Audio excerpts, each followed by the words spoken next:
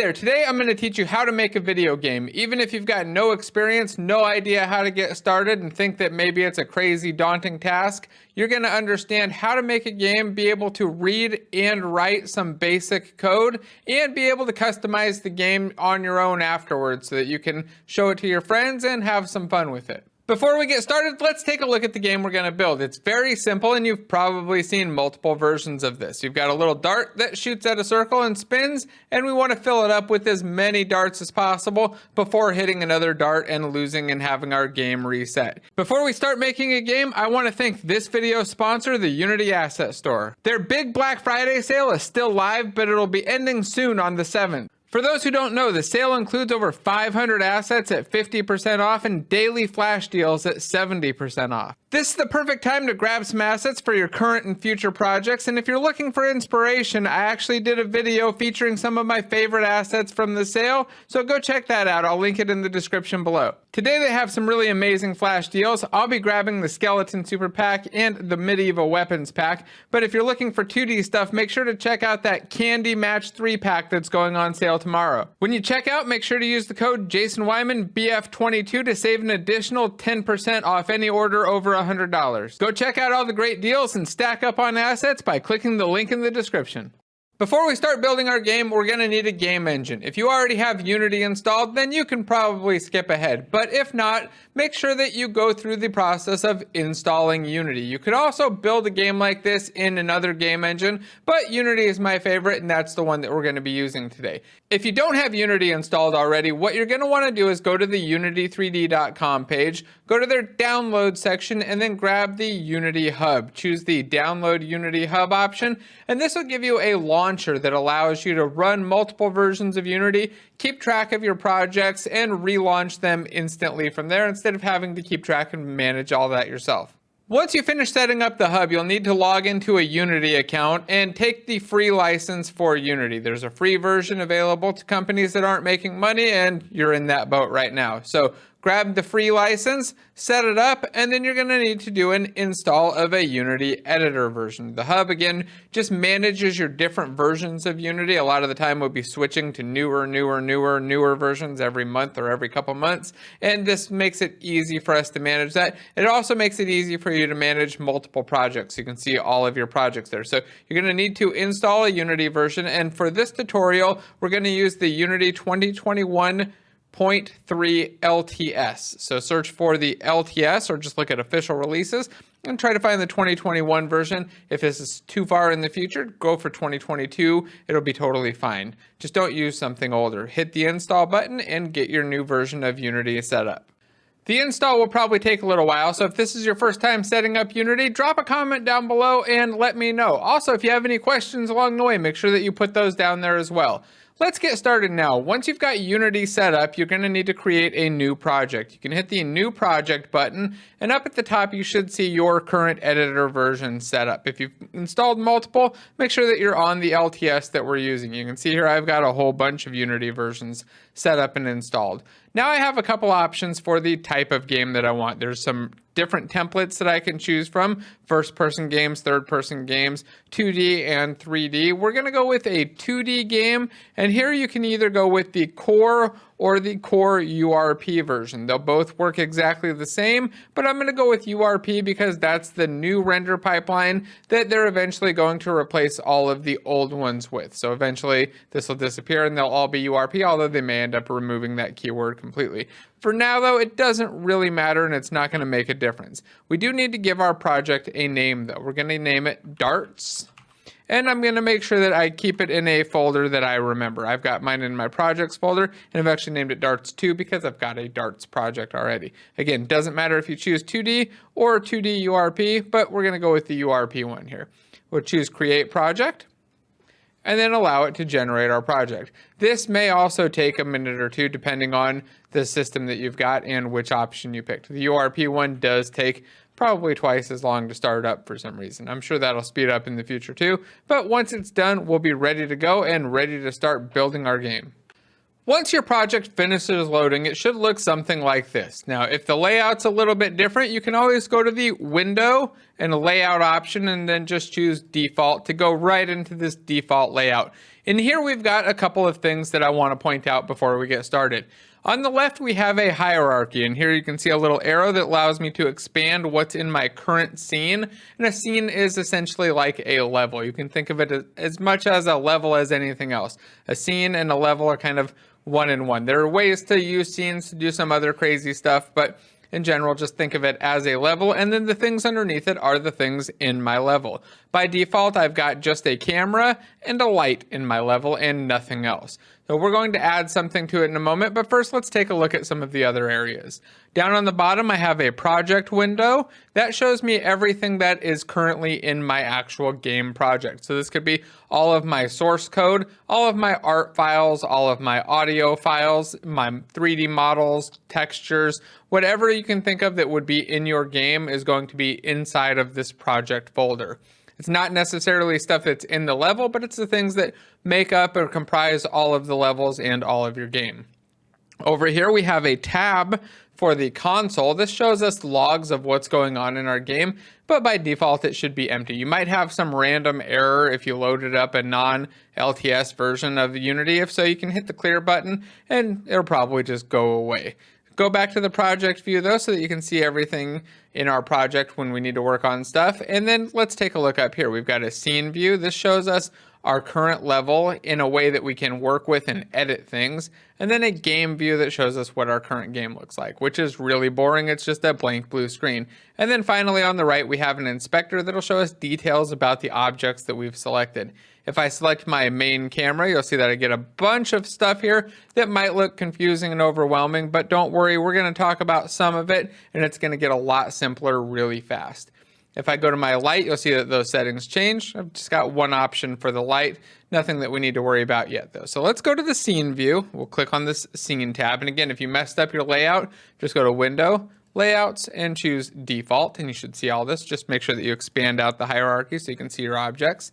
And then now with our scene view and our game hierarchy up, let's create a new object. We're going to start by creating the circle that's going to spin in the middle of our game. So we'll go to Game Object, choose 2D Object, choose Sprites, and we're going to choose a circle. This will create a circle that should be right in the center of our game, and it'll show up in our hierarchy and be named Circle. I'll hit Enter to keep that name, and then zoom in with my mouse wheel over the scene view to see my circle. I can see there's a circle here. There's also a little icon there. That's from the gizmos. These are UI elements that pop up to make it easy to see different stuff when you have a lot in your scene. If I check this box right here, though, I can turn it off and hide those. They're useful, like I said, if I have a lot of stuff in my scene, but if I only have one or two things, it can be a little bit overwhelming, especially if it's covering my circle. Now I use my mouse wheel to zoom out, hold the middle mouse to pan around, or I can hit the F key while I'm over here to focus in and zoom in on my object. Before we start making this thing spin though, let's see what it's going to look like in our actual game. To do that, we'll go to the game view, and I can see I've got a circle right here in the center that's just plain white. Now I'm going to go select the circle in my hierarchy and check out the transform information. Your transform information should match. It should be all zeros and then all ones for the scale. If you don't see that, you can right click on the transform and choose reset, and it should reset it right back to the center, and then you'll see it in the middle. For the sprite renderer, it's just got a circle set up for the sprite, and all of the things here are left to the default. Now I want this circle to spin, but if I just spin this circle, I'm probably not going to be able to tell that it's spinning because it's a white circle with no visual indicators at all. So we're going to add that little cross that you saw in the center of our circle before we spin it. To do that, we're going to right click on the circle. We're going to create another 2D object. Notice how I did this on a right-click menu instead of using the game object menu. It's going to work exactly the same, except it's going to make this transform, or this sprite, a child of my circle sprite, or its transform. So let's hit sprite, and I'll choose, let's go with square. You'll see I have a nice big square that overlays my entire other square. So I'm going to make some changes to it. First, I'm going to go to the scene view. And then if I look here, if I hit the T key, I should get these little edit draggable lines right here. So you can see it's this view right here. It's the rectangle tool. But I can drag these lines here and kind of make a line that goes across. But first, I want to change the color. So to do that, with the square selected, go over to the sprite renderer, and I'm just going to choose the color picker and then pick something like a gray.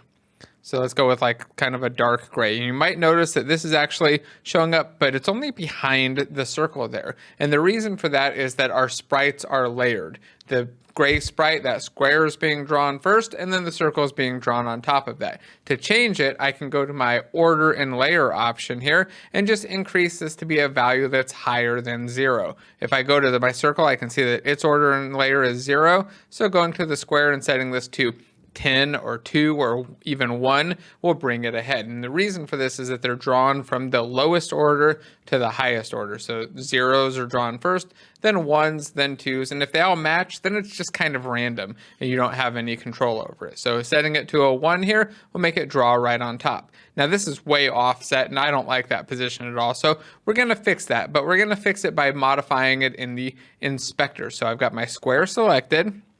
And if you look over here at my square, its position is now 0.2032, which means it's 0.2 meters above my existing or my center of my circle. So I'm just going to change that to be a 0 and now it's recentered. I think I'll change this Y value to be about 0.1, so it's 1/10 of a meter. And then I'm going to change the scale on the X, which is how wide it is. So X is going to be our width always, and Y is pretty much always going to be our height. Z is the depth, but we don't worry about that in 2D stuff.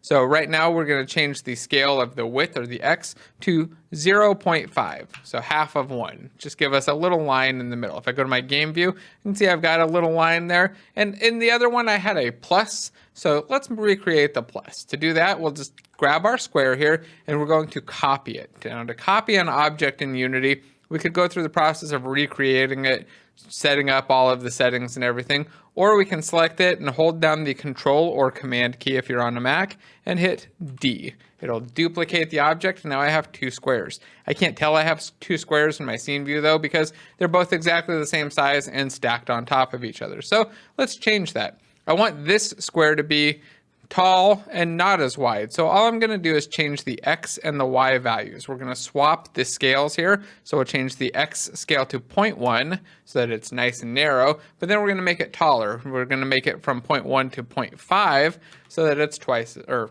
I guess 5 times as tall. And now we've got a plus there. If I go to my game view, you can see I've got a circle with a plus in the middle of it. Now I'm going to go back to my scene view. I'm going to save with Control S. Watch this little star right here. That little star disappears, meaning that I've saved my changes. So now if something goes wrong, my power goes out or something else, I won't lose my existing work. I want to make sure that I save often, so hitting Control S is a big habit of mine. Now it's time to make our circle spin around so that we can shoot at it and land things on it. To do that, we're going to write some code, and writing code is the most fun part of game development. At least that's my opinion. I think it's the most fun part. It's also sometimes the scariest part. So we're going to make this simple and we're going to start off with the simplest code. The first thing that we want to do is make our circle spin. So we're going to create a new script for spinning. To do that, we're going to choose the Add Component menu. And then here, if this is empty, you can scroll all the way down to the bottom and choose New Script and then give it a name. I'm going to name this Spin with a capital S, S-P-I-N. Make sure that S is capitalized. It doesn't technically matter, but when you're doing code, you want to match the correct conventions. And the correct convention for a new class file or a new script is to have a capital at the beginning of the letter to essentially capitalize the word. So we've got a spin script. It's now been created. You can see it down in my project view, and it's been attached to my circle. So I've got my circle here. It has a spin script on it. Now, if you accidentally added your spin script to the square or something else, maybe you're down here and you've got a spin script on it like that, you can right click on it and choose remove component to get rid of that. Just make sure that it's only on your circle. If you didn't get it on your circle, you can always let me remove it and show you. You can always drag it right over here or hit the add component button and start typing spin. Just make sure that you don't add 2 spin scripts to it because then it's going to spin twice as fast. So let's remove that second one and then start writing some code. The fastest way to get to our code editor is to just double click on one of our scripts. Now we only have one script, this spin script, so I'm going to select it and then double click it. This should open up my Visual Studio or Visual Studio Code Editor, or if you're using Writer like I do a lot of the time, it'll open that up. You can use whatever code editor you prefer, but I'd start with the defaults until you're ready to switch or you understand the reasons to switch. So now I've got my spin script up here, and there's a lot of text and a lot of words that might not make any sense. We've got some statements up at the top that say using stuff. We can totally ignore those for now. We've got on line 5 a public class named spin. Remember, that's the name of our script, and it's important that this word right here match the name of our script. You might change the name of one of these and you're going to run into errors. You'll see that it says that the file name must match the class name. That's the reason. This name has to match our file name. So if you rename one, you've got to rename them both. After that, we have a colon and the word mono behavior. And this just means that this spin class, or this script that we've got here, everything afterwards, is going to be a component that can be added on to our game objects. This is what allows us to add this code onto our objects, because most of the time, normal, just regular classes, regular code doesn't go on to objects and do some magic stuff. This mono behavior part right here allows it to do some magic stuff. And some of that magic stuff is kind of stubbed out right below us for us. So on line 7, we have a comment. You can tell it's a comment because it's in green, and it starts with these 2 forward slashes. And it says start is called before the first frame update. It's giving us some information on what happens on line 8, or what line 8 is doing. So lines 8 through 11 are a method called start that happens before our game has run 1 frame. So our game starts, and then this code, whatever we put inside of these braces here, so in between these braces on line 10 or on all the other lines that we could add in there, that code will run. Then we have down below on line 13 a comment about an update method, and it says update is called once per frame. So this happens every single frame of our game, and it calls the code that's inside of this update method. So essentially everything between the braces on line 15 and 17, which right now, again, is nothing. So we're going to start by adding some code to the update method because we want this circle to spin every single frame. Now to do that, we're going to need to modify the transform component of it, or we're going to need to tell that transform component to rotate. Let's take a look at what that is real quick and then write the code for it. So we'll go back into Unity and go select the circle. And here's our spin script on the circle. Right up at the top, we have a transform. Remember, this has the position, and I can actually grab this. So I can grab the X here and drag left and right. See that X is horizontal or left to right. Y is up and down, and Z doesn't do anything because I'm in 2D. Technically, it does move the object. If I switch this 2D button out and go into 3D view mode, I can actually move my object in 3D, but I don't want to do that in a 2D game. Generally, I want to keep that at 0, stay in 2D mode, and keep it nice and flat. There are some reasons to go into 3D, do other stuff, but we're not going to deal with those today. We're going to reset that position back down to 0, though, because we want to figure out how to rotate it. To rotate it, we need to modify one of these rotation values. So you can see we've got an X here. Changing this doesn't really do anything. It flips it over kind of in 3D, not what we want. So let's change that back. We'll change the Y. You can see that this rotates it and kind of spins it flat, which doesn't make a lot of sense either. That's not what we want. And then you can see that if we change the Z, it actually rotates the way that we want. So we're going to write some code that will modify the Z rotation here. Let's open up the spin script again and start writing that code. Now to modify the transform, we need to reference the transform object. So on line 16, we'll start with the word transform, and then we're going to put a dot because we want to reference something or use something on that transform. So we're going to hit transform dot, and we're going to call a method, which is another set of code, and it's called rotate, R-O-T-A-T-E. Notice that it's a capital R. All of our method names are generally going to be capital. They don't have to be, but again, by convention, it should start with capital and be in what we call Pascal case, where each word is capitalized. So we have transform.rotate, and notice that right after the word rotate, we start with a open parentheses. That's Shift and 9 on my keyboard. And then we have a closed parentheses, but the cursor is in between. And now we need to give it some values. So we need to give it 3 different values. How much to rotate on the x-axis is the first one. So we're going to put a 0 there. Then we need to tell it how much to rotate on the y-axis. So we'll put a 0 there as well. And then finally, we need to tell it how much to rotate on the z-axis. So let's just start with a 1. And then at the end of the line, we'll add a semicolon right after the closing braces. This is something that's required after every statement in code that we write in C# so that it knows that this is the end of the line or the end of the statement. So transform.rotate, and rotate it 0, 0, and 1. So we should just be increasing that Z value by 1 every single frame. Let's save this off with Control S and watch that little star disappear. And then jump back into our game and watch what happens when we press the play button.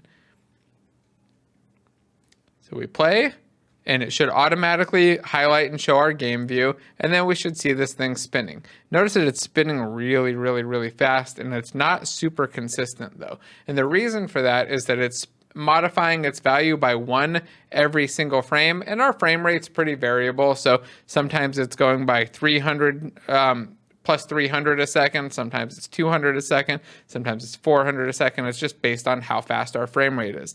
Now there's a nice, easy magic trick that we can use to smooth that, and it's something that you're going to use all throughout your game development career. So let's go back into our code and add in a multiplier on this Z value. Instead of using 1, let's do 1 times, and then we're going to use a magic keyword here, time with a capital T, T-I-M-E, and then do a dot delta time.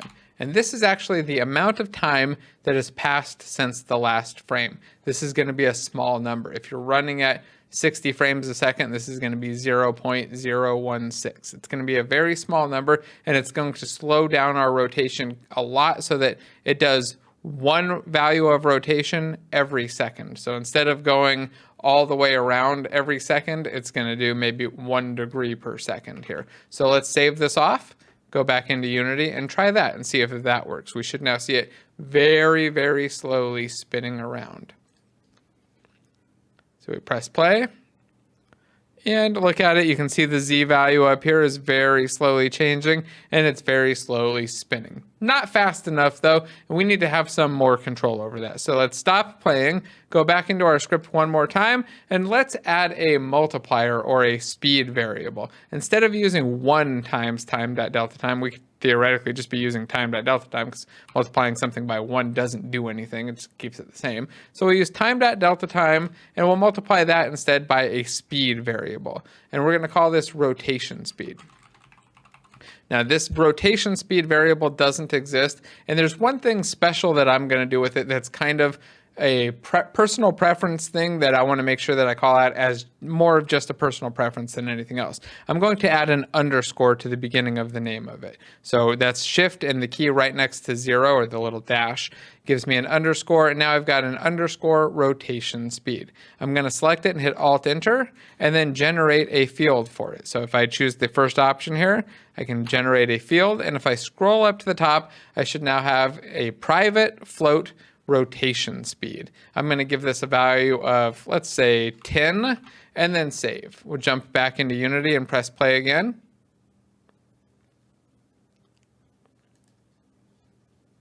And it should be spinning at 10 times the speed.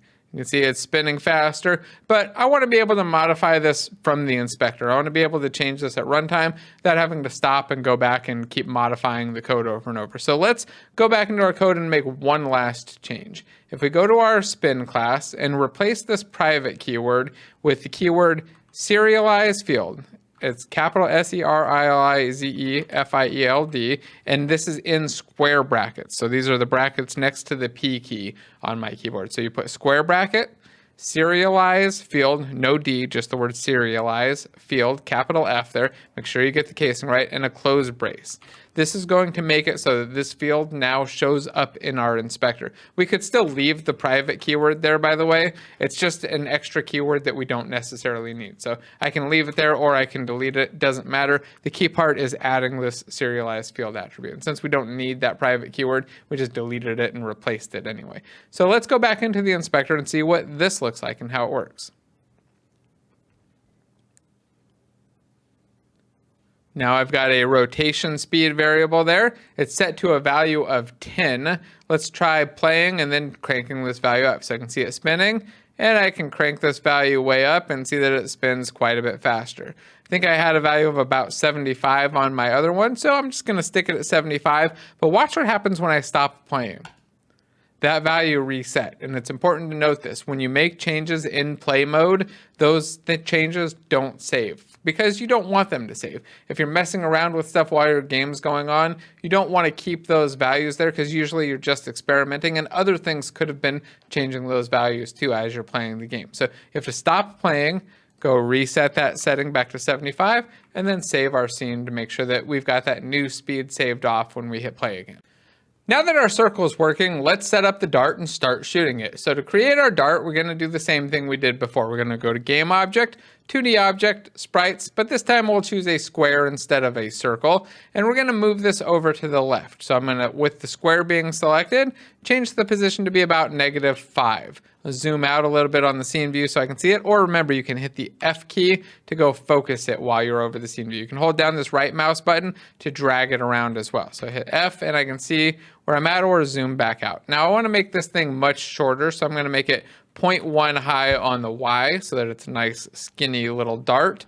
And then I'm going to add in a special component that'll allow it to move. And that component is called a rigid body. Although since we're doing 2D development, we need to add a rigid body 2D. So we'll go add component. We're going to search for RIGI, and I should see a rigid body 2D pop up. So now I've got a rigid body component that will allow me to move my object and allow it to fly over there and collide with my circle. I need to add something else to it though. I need to add a collider. And to do that, I'll go down to my add component and search for collider, and I want to find the box collider 2D. I'll select that, and I'm going to zoom way in and go check out our box collider on this object. So I've got my square here, and I can see the sprite here, but I can't really tell that there's a collider on it. If I turn this sprite renderer off though, and turn my gizmos on, I can see this green line around it. I can turn the sprite renderer on, I can still kind of see the line, but it's a lot easier if I turn the renderer off. I can see that green line. That's the collider for my dart. Now let's rename the dart. To do that, I'm going to select this square object, go up to the name field, and just name this dart, D-A-R-T. I'm going to re-enable my sprite renderer, and then let's figure out how to make this thing move. If I just press play right now, it should just fall down, just fall straight downward because I've added a rigid body to it. And it's set up to use gravity by default. Rigid bodies always have a default gravity set. So if I go to my gravity scale and change that to 0, I'll stop that problem. Let's do that. We'll change it to 0, press play. You should see that it no longer falls. So now I want to make this thing fly to the right as soon as I press the space key or left click or do whatever my firing action is. So to do that, we're going to need another script. We're going to create a dart script. We'll go to our rigid body, or below our rigid body and below our box collider, sorry, go add a component, and we'll just type in the word dart. And it's going to allow us to create a new script. Since it knows there's not a dart script already, new script just becomes the default option.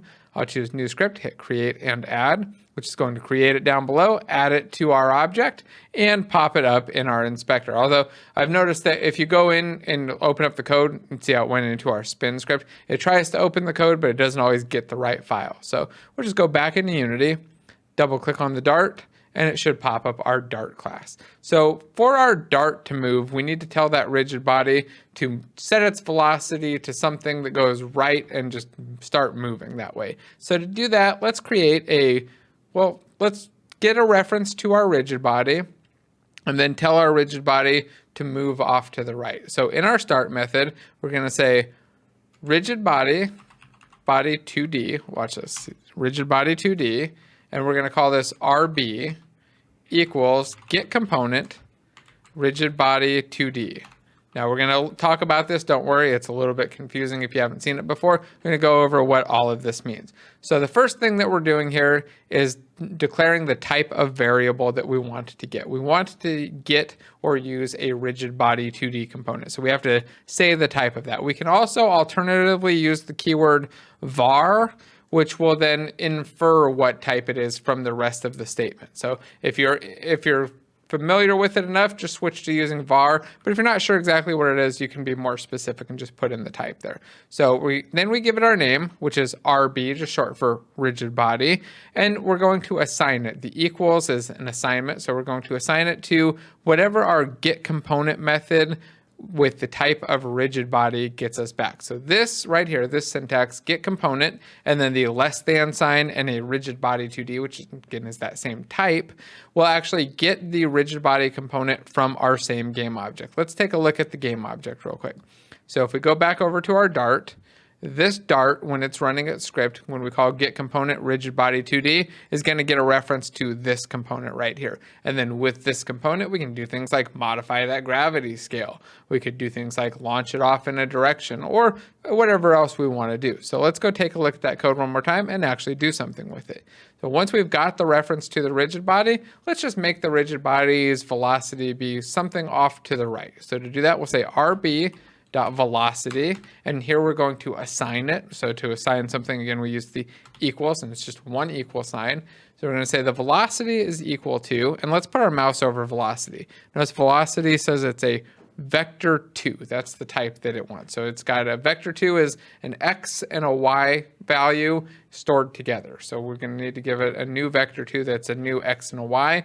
And there's one that's built in that goes to the right automatically. So to do that, we'll just say vector 2 dot right.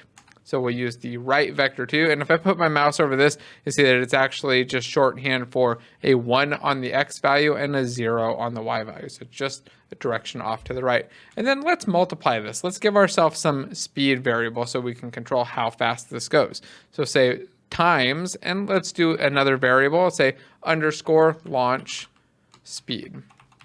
And then we'll add a semicolon at the end. This launch speed doesn't exist. And remember, again, the underscore is just a preference of mine for variables that I'm using that aren't accessed outside of this class. So if the Dart class is the only thing using it, I like to keep my private variables, the ones that are only accessed by this class, with an underscore just so that I know that they're private. It's, again, kind of extra. You don't necessarily need it, but I want to make sure that I call it out so people don't think it's a mandatory thing. Now, I don't have a launch speed, and I have a couple ways to create it. I can do what I did before, hit Alt Enter, and generate a field, but that might not show up for you. So let me show you how we do it manually. And go up here to line 6, add a new line, and I'll just add a public float launch speed underscore launch launch speed, and I'll assign it a value of 1.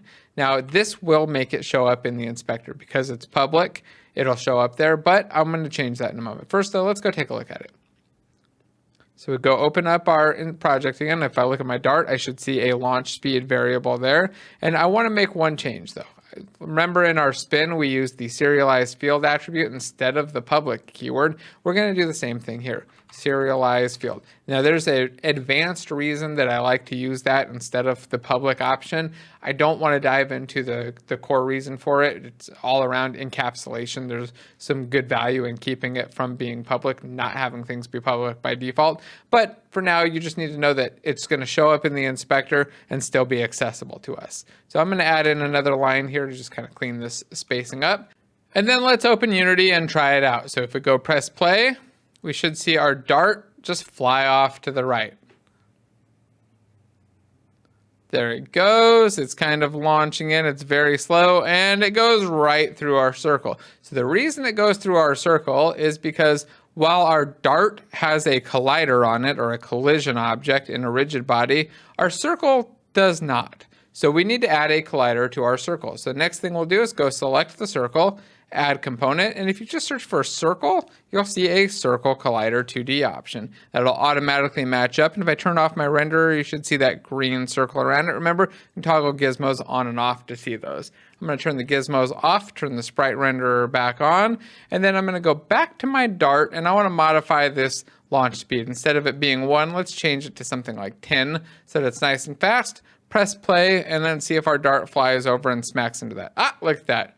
It went over there, it flew over there, and it kind of stuck on there, but notice that it's just sitting there. It didn't actually stick, it just stopped moving. And that's what we should expect. The object flies over, it hits another collider, and without any code telling it, hey, stick onto this thing now, it's just going to stop moving because it's essentially hit a wall. So now we need to write the code to tell it, hey, it's time to stick.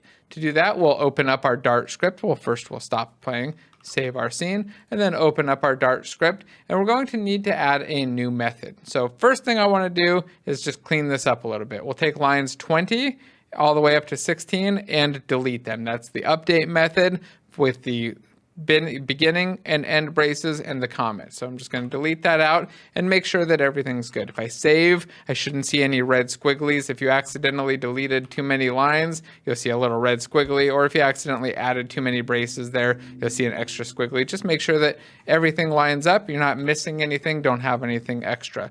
Once that matches, though, we're going to add in a new method. So I'm going to hit enter a couple times, and I'm just going to start typing the word ONCOL, and I should see a bunch of options pop up. There's one called on collision enter 2D, and that's what we want to use. So I'm going to select it using the down arrow, hit enter, and let it magically generate this text for me. If it doesn't generate for you, you can type it out. Just make sure that you don't misspell, don't typo anything. The casing has to be perfect. If you get everything exactly right, don't forget the 2Ds, it'll work. Although I just prefer to use the autocomplete. 95% of the time, it just works. So now we've got an on collision enter 2D. What do we want to do with this when we collide with something, or what does this even mean? This is a method that's going to get called whenever our object or our dart, the thing that this is on, collides with something else. So the first thing we could do is just tell our rigid body to stop, to just stop being moved and become a child of our circle. So step one, we'll say transform.setParent, and we're going to set our parent to the thing that we collided with. So we'll say collision.collider, or collision, actually we can just use collision.transform. That's perfect.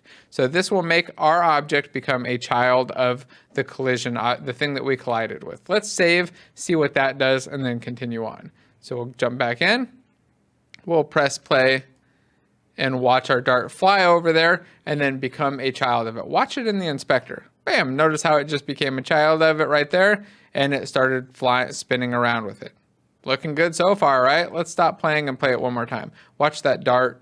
Watch it kind of move over. Here, I'm going to even pause it. We'll play through. You can watch as it hits. This is the pause button, and this is the step button. Lets you go frame by frame so you can watch what happens in the game. You can see it switched to become a child, and now it's moving with the object. That's pretty cool, right? I've got my dart going there, and it's spinning around. So neat. What do we need to do next? I think we probably need to get some more darts. Once one dart fires off, we need to get a new dart, and we need to give ourselves some control of the dart launching as well. So let's make a dart launching script. For my dart launcher, I'm going to create another sprite, something that just gives me a visual indicator of where I'm launching from or where they're going to spawn at. To do that, I'll go to Game Object, and I think I'll just create a triangle. We'll go Sprites, 2D Object, Sprites, and make a triangle.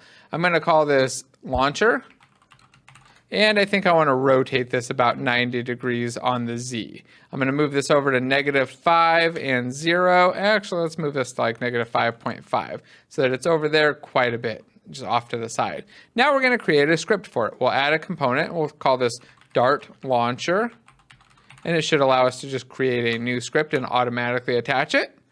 Then we'll go open up our Dart Launcher script. Remember, again, when it opens up our code editor, it doesn't usually go to the right file. So I'll just go back here, double click on it, and there we get the new one. That's when it creates a new file. It doesn't always go find the correct one. So to launch a dart, we're going to need a couple things. First, we're going to need to know what a dart looks like and how to spawn a dart. And to do that, we're going to use something called a prefab. But first, we're going to write the code in our Dart launcher to reference this prefab or this Dart object. So we're going to go up here after line 6 and add in some new space here. I'll add in 2 lines here. And on line 7, we'll add that square bracket in my serialized field attribute. Notice that it auto-completed because that's one of the common things I'm going to add.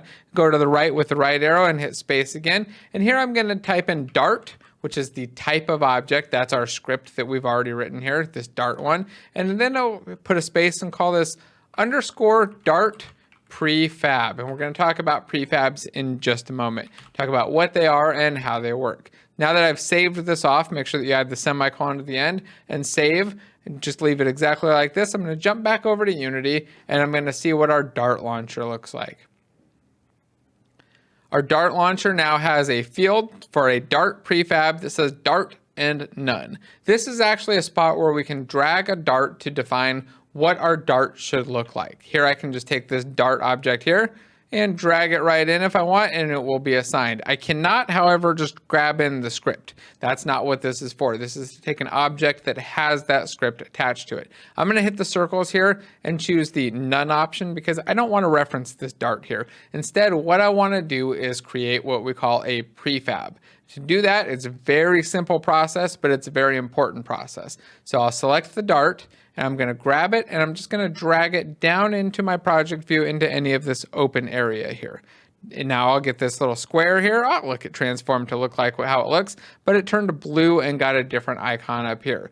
This object is now a Dart object that I can modify and reuse across my game. Let's take a quick look at how that works. Don't follow along and do what I'm doing. Just watch and see if you can kind of absorb this. So I've got my Dart object here. I'm going to duplicate it. Control D, I'm going to hit W, move it up here, and just drag it up to the top. And now I'm going to go select my Dart down here, this Dart prefab. So I've got two darts here in my scene. One's got a launcher kind of sitting on it. Let's move that out of the way a little bit. I'll go select my Dart prefab object, and let's go select the sprite renderer, expand it out, and let's make my Dart red. Look at that. Now they're both red. If I change this back to white, they're both white. Now, if I do that to a single instance of it out here, like change this one to green, that one only turns green on its own. But if I make a change to the prefab, it changes it to everything. So if here I can change it to red, and notice that it changed red, but the green one didn't change.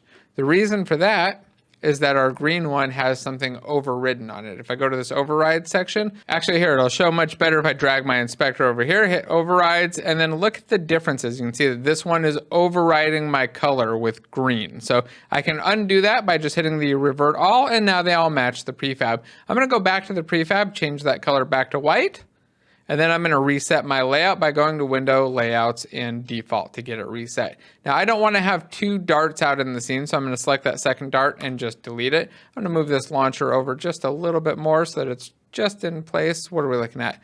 About a negative 5.75. That'll work for now.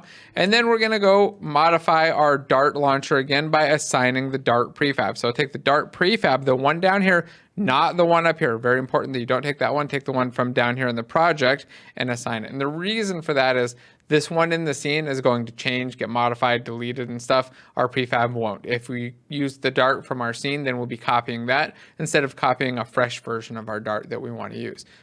In fact, let's delete the Dart from our scene, save it, and then let's write some code in our Dart launcher to spawn a new Dart and get our game ready. So we'll go back into the Dart launcher, and inside of our start method, let's call a new method, and we'll call this spawn Dart with a capital S and a capital D. We'll add the parentheses and the semicolon. Then I'm going to go back over, just hitting the left arrow a couple times, hit Alt Enter, and we're going to generate a method. This is going to create our own method that we're going to call on our own. Right now we have a start method and an update method that are called by Unity. We're going to make our own that's something that we can reuse that will only be called by us, although it's called by us inside the start method. So when start happens, spawn Dart will happen. Now to spawn a Dart, we're going to want to instantiate something or instantiate a prefab. We do that with the instantiate method, instantiate, and this is only available to us because we're on a mono behavior class. If you're used to regular C#, you're wondering where this came from,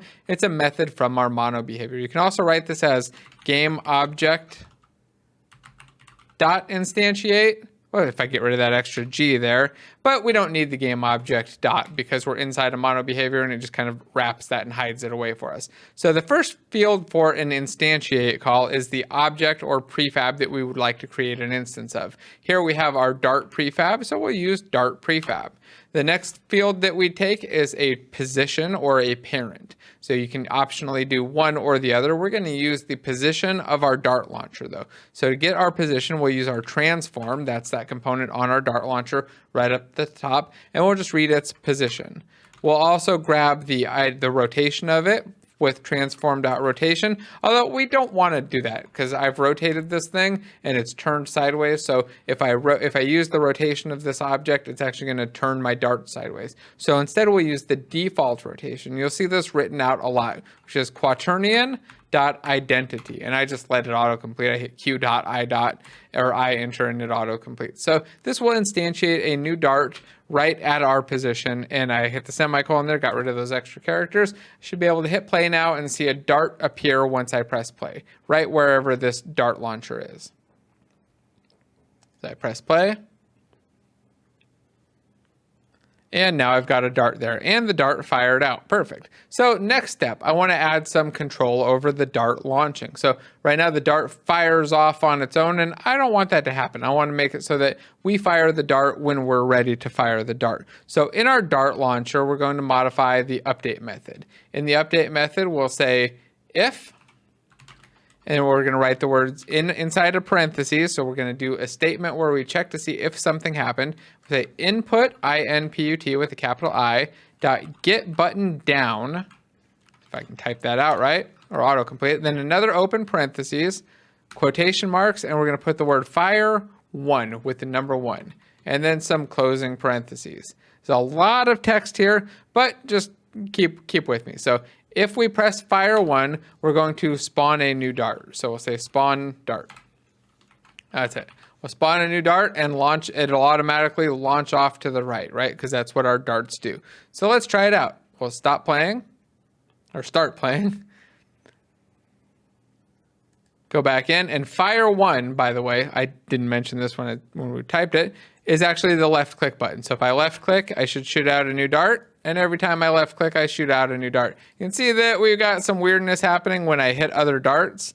Things totally fall apart, but that's another little thing for us to address and a relatively simple problem. So let's take a look at that issue next. Let's go into our dart and see why our darts are acting weird. What's actually happening is our dart hits another dart and then tries to become a child of it, but they've still got some velocity. They're still moving around and they're still doing things. We really want our darts to become these inanimate objects that stop simulating their movement completely as soon as they land. So to do that, we're going to tell our rigid body to just stop moving. And we'll get to do that, we're going to need to get a reference to our rigid body. We can do that in our on collision enter 2D by just copying line 12. Let's select line 12, hit Control C or Command C, or right click and choose copy if you're slow. Go, oops, I hit the wrong one there. I just pasted, but you know where it is. Right click and hit copy. Then we'll go down here onto line 18, hit enter and paste. So now we've got a reference to our rigid body that we can use on the next line. And here we'll just say rb.isKinematic equals true. Now what this is going to do is tell the physics system, we no longer want you to move this thing on your own. It should only be moved by our code. Is kinematic means, well, if it's true, means that it should only be controlled by our code, not by the physics system. It can still interact with and control other things like push stuff in the physics system, but it shouldn't be getting controlled by or moved by the physics system. So if we save that off and go back in, we should now be able to shoot a bunch of darts and have them stack up, but not start falling out on each other or acting weird. So if I just start shooting out darts, I can see them stack up. They'll attach to each other, become children of each other, but they won't act weird and start going kind of crazy. They'll just become children and get rotated offset and a little bit strange. So let's stop playing again and figure out how we make ourselves lose the game. So if a dart hits another dart, we should lose.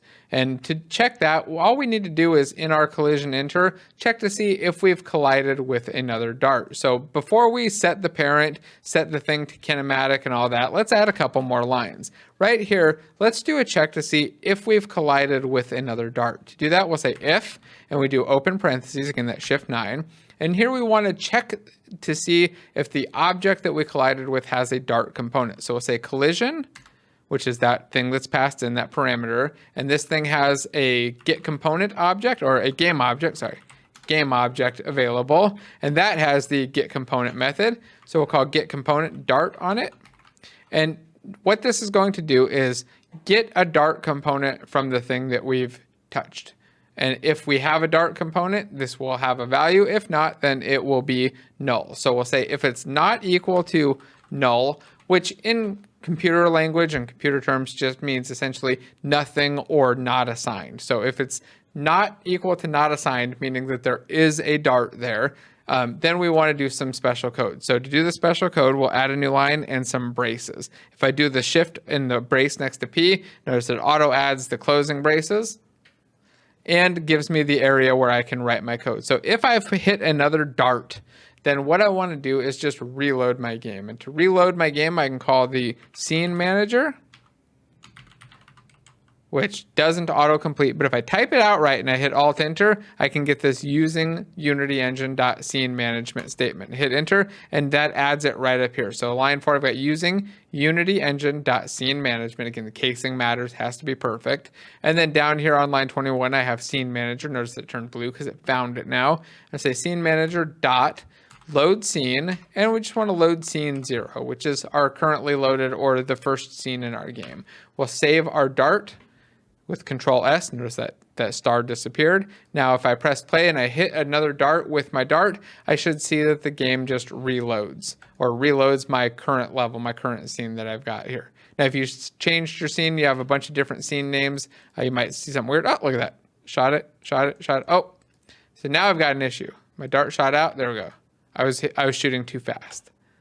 There we go. Hit and restarted. Now, if I double click though, and I shoot too fast, I'm actually able to stack up darts on top of themselves before they fire over. So I need to add in a little bit of a delay or make it so that I can only shoot one dart at a time. So that once a dart is loaded up, I can't shoot another dart until that dart has landed. So let's keep track of what our current dart is. Make sure that we only have one dart going at a time. To do that, we'll open up our dart launcher again. And when we spawn our dart, we actually get back an object. When we call this instantiate method, it returns back the dart that we're using or the dart that we have spawned. So we can assign that by going right here in front of the instantiate and saying, let's call this currently loaded dart. I'm going to add an underscore though, because I like to do that. Say currently loaded dart equals, and then that will give it that instantiate method. I'm going to get rid of this little extra section here. We don't need all this stuff over here, so you can see more code.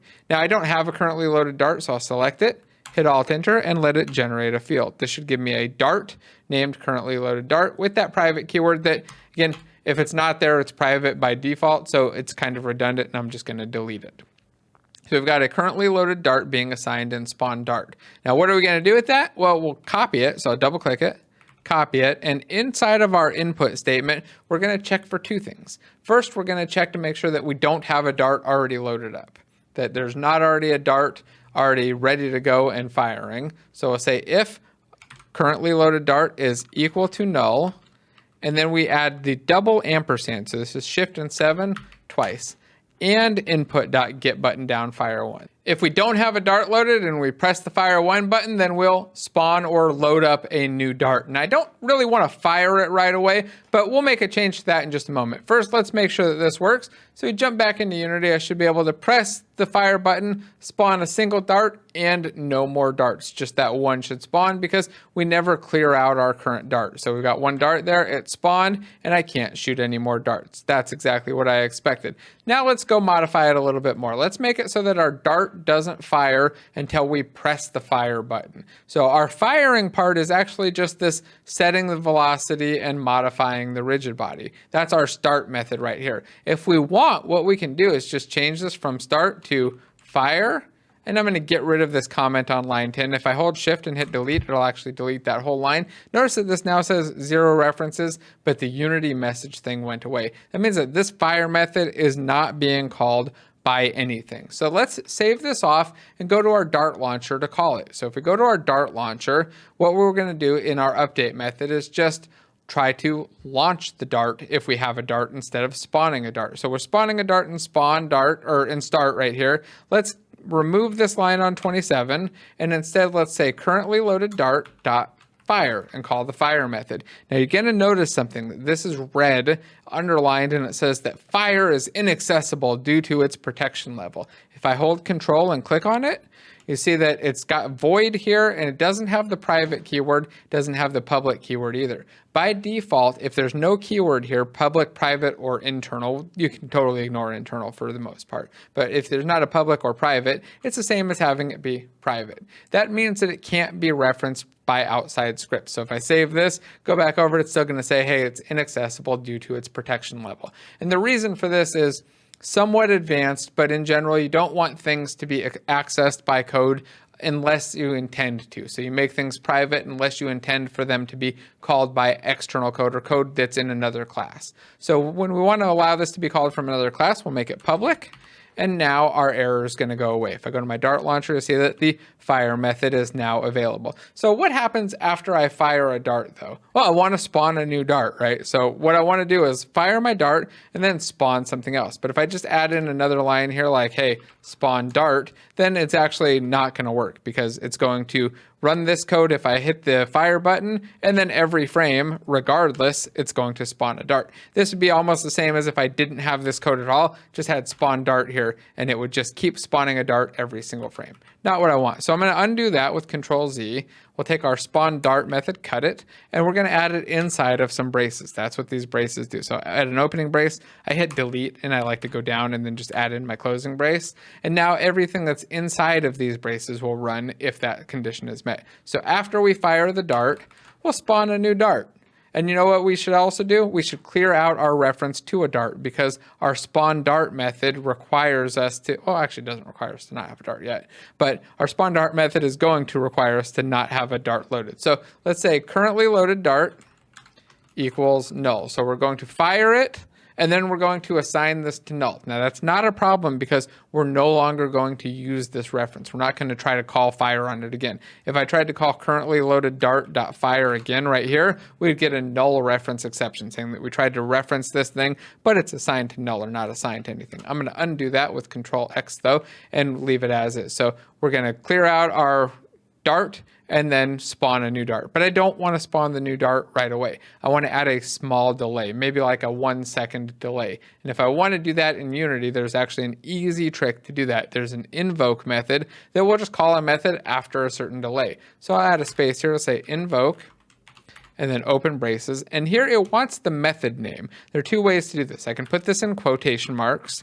So I can put spawn Dart in quotation marks, or I can use the name of method, which is my preferred way to do it. So say name of open braces or open parentheses, closing parentheses, and I put spawn Dart in the middle. And that's actually going to convert this to a string. So then if I rename this method, I don't have to go change the string. So that's the first parameter, the name of that thing. Second is the amount of time. So I'll just put a 1 and a semicolon. So after 1 second, it'll spawn a new Dart and reset this currently loaded Dart.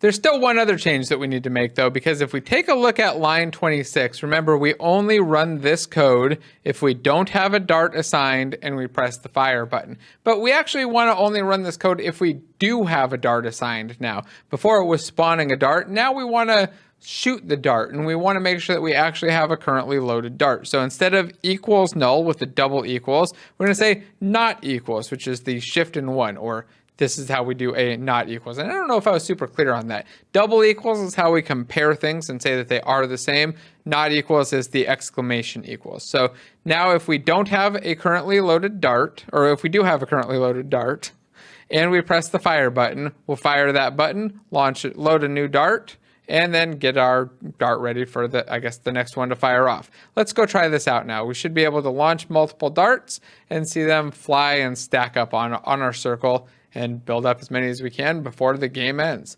So we press play. Should be able to see my Dart there. I click, it shoots out. Click, a new one appears every couple seconds, and I can launch them out. Now it's important to note, like with this launcher part, oh, it's not that important, but you can always disable the graphic if you don't want it there. I wanted the triangle there just so I could see visually kind of where it was. But if you want it to match the other view, you can just remove that. Now you can see I can stack these things up. Now let's do a couple other minor changes. First, I want to get rid of this blue background. To do that, I'll stop playing. We'll go to the sample scene, expand it out again, go to the main camera, and what's making it blue is actually part of the camera's default options. The background type is set to solid color. If you used core, this might actually be set to skybox, and you might be seeing it as a skybox back there. But if you change it to solid color and then just go to black, you get I think a slightly better version of the game. So you can see your character or your little spinning circle there slightly better and see them stacking up. I like that view, and I like that it seems to reload right. Let's make sure I lose right. Yep, lost and it reloaded. The last thing I want to add is some text to keep track of our score. So to do that, we're going to need to add in a text component. I'll do that by going to Game Object, UI, and I want to choose Text Mesh Pro. And then here it's going to give me a couple options to import things. I want to import the essentials, but I also want to import the examples and extras. You don't have to, but if you want to have the matching fonts that I'm going to use, you're going to want to import both of these. So I hit import, it popped up the code editor for no good reason. I'll hit import on this other one. It should pop up a dialog asking me if I want to bring in all of the objects. Oh, it looks like it actually just pulled them right in. And then I've got a new text element somewhere on my screen. It says new text right there. I'm going to go to the scene view. I'll go select the text. And the first thing I want to do is zoom out and then figure out the location for my text. So this is my view right here. I want my text. Oh, this is my view right here. I want my text to be up at the top. To do that, I'm going to select the Rect Transform tool. I click on this, left click, hold Alt and Shift, and I'm going to choose the top center option right here. It's just going to center the text right up at the top. I'm going to change this to a big fat 0 because that's the score that I have by default. I'll change the size here to something like 144 point font. And then I'll make sure that it's centered as well. Change that center alignment. Next, I want to change the font. To do that, I'll go to the font asset, click the little circle, and if you installed the extras, you'll have all of these extra fonts. I'm going to choose the Electronic Highway one because it feels kind of gamey. If I go to my game view, I should have a big fat 0 up at the top, and I'm ready to write the code to keep track of my score. The score counter text is going to be really simple to write, so let's just start by, let's just create a new script. We'll collapse everything in our text object here. I've got the canvas, the text sub-object there selected, and we're going to hit add component. I'm going to call this score counter. Right now, we're just going to add the score system onto the text component just to keep it nice and simple. We'll go back in, open up that score component or score counter script once it's finished loading, and then we're going to write a little bit of code here. So we want to have a single method on our score counter that modifies the text and modifies the score and increases it by 1 point, and then updates the text. So I'm actually going to delete my start and update methods. I'm going to delete everything in here, clear it out, so I just have this class. Should be nice and small, and then we're going to add in a new method. We'll say public void add point. When we add point, we want to increase our score. So we're going to create a new score variable. We'll call this underscore score, nice, and do plus plus, which just adds 1 to a value. This value doesn't exist, so I hit home, alt enter, and generate a variable. This should give me a private int named score. An int is just an integer. It's just a number from like -2.4 billion to positive 2.4 billion. Well, I forget the exact number. It's a huge number range, but it gives you more than enough than we need for our score. So we're going to increment our score. I removed the public keyword or the private keyword because we didn't need it. It's just redundant. And then the next thing we want to do is modify the text of our text object. So to do that, we need to get the text component or get the Text Mesh Pro component. That's this one right here, that UGUI text object. And we can do that with a get component call. So we'll say get component, give it the type, and here we want to use TMP underscore text. Just like that, hit Alt Enter and add the using TM Pro statement. This allows it to find this class, and this is a way to work with any text in Unity or any Text Mesh Pro text, which is pretty much all text. You get that component right there, and it'll give you a reference to it. We need the open close parentheses and the semicolon, and then we need to assign this. So say var text equals get component TMP text. This is going to give me a reference to that TMP text object. And then in the next line, we'll just say text.setText, and we're going to set it to score.toString. What this is going to do is convert our number into some text or into a string of text, and then send that into our setText method. We'll save this off. And then we just need to call our add point method. So the last thing we've got to add is in our Dart, when we do a collision, if we don't collide with another Dart and reset our game, we need to tell our score counter to increment our score by 1. So right here after line 25, let's add 2 more lines, and let's find our score counter. Now to find any object in Unity, you can use the find object of type method. So I'm going to say var score counter equals find object of type, and we'll give it the type score counter. Now, if you see an error here, it's possible that you got find objects of type, or even if you don't see an error, but if you see an error in a moment, it's possible that you put S in there, and that's actually going to try to find a collection of them. We want to find a single object of that type because there's only going to be one. And once we found it, we'll say score counter dot add point. open close parentheses and a semicolon, and we are done. Now we'll find our score counter and we'll add a point every time we hit something that's not another dart, which is essentially just our circle. Now, again, if you're watching and you're kind of advanced and you're thinking, hey, we should be caching these components, you're not wrong. We definitely should be caching the components, saving them off, but we're not going to get into the more complex stuff just yet. We'll do that in the next lesson. So here I can add in or shoot them in and see my points add up. Ooh, 6, 7, 8. Let's see how many I can get. 9, 10. And if I hit something bad, there, I got to 12, and then it reset. So you can see it's all working now, although I probably shouldn't get a point when it reloads.